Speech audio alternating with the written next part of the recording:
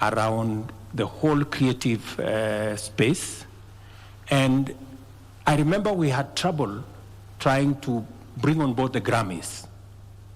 I remember we had very serious challenges, and I had personally to get involved, for some of these to come on board, on what we can do around the studio and what we can do around that space. And I remember Dennis Itumbi, who I'm sure is somewhere here, pushing me to do certain things. Did you hear what that good man said? And can you help me say some of those things that we agreed that we want, especially on the two subjects of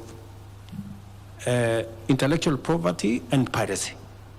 So on intellectual property and piracy, sir, Easy has actually been involved in the crafting of the Creative Economy Bill that is still pending in Parliament, and he's played a good part with his association of coming with that.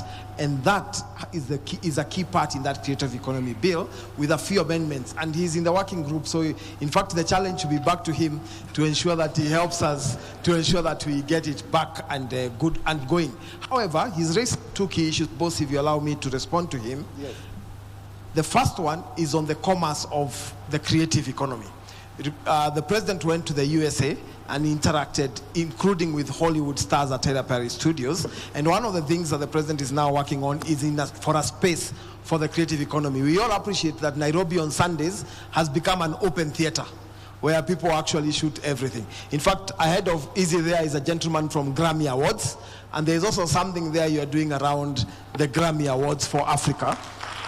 And we have actually instructed the State Department to pay so that then the Grammy Awards can be hosted in Kenya. There are a few things to unlock, and this gentleman has an appointment with you this week to unlock that part. So on that part of commerce, we are not only interested, but we are actively playing a part on it. Finally, the president has already given instructions, and I've written to you a letter from our Office of Creative Economy Coordination for us to begin bidding for the World Creative Economy Conference in 2027 to become the first African country to bring the world sector here, because that will unlock the entire creative economy.